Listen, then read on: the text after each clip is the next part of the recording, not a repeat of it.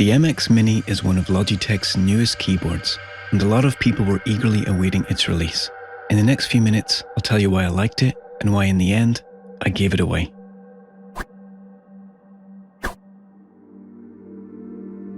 As a piece of pure design, this keyboard is absolutely gorgeous.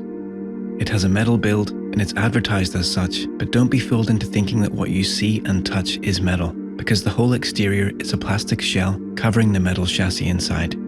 The keys feel exquisite, and the experience of typing on them puts this keyboard in my top 3 for best keys I've used. Just like my sister's head when I dropped her as a baby, the keys are indented, and those indents make a subtle but significant improvement in comfort. They aren't the quietest keys I've ever typed on, but unlike my sister, they're quiet enough.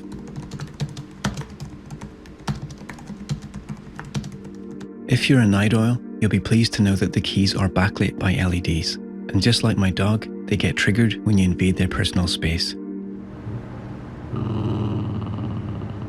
This proximity sensing is a great concept, but I think it could use a little refinement and adjustability.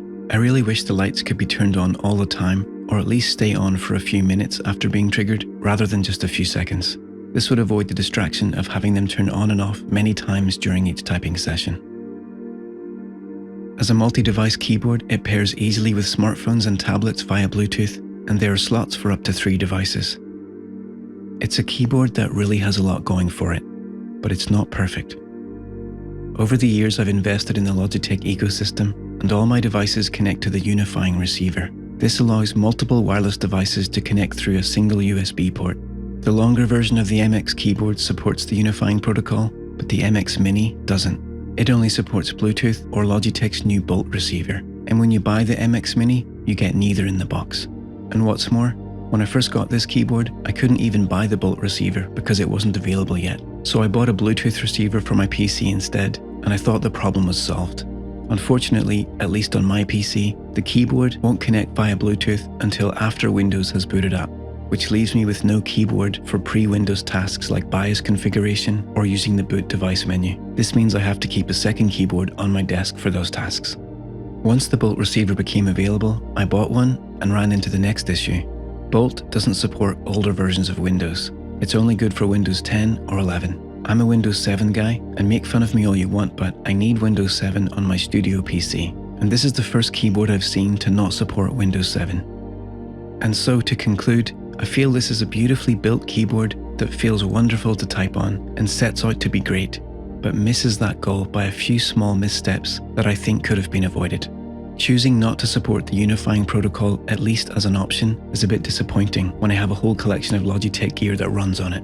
I know the Bolt chip is supposed to be more secure, but so far it's only supported by 1 or 2 devices, so you'll still have to run your existing Logitech gear on the older unifying receiver and use the Bolt receiver just for this keyboard. This seems like it could have been planned out a bit better.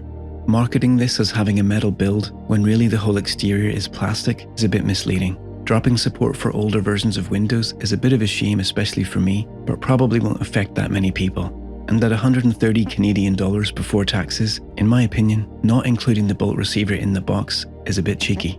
And so, while I really wanted this little keyboard to work out for me, in the end, there were just too many compromises for my personal circumstances, and I gave it away to someone who I know will get the most out of it. Thanks for tuning in. See you next time.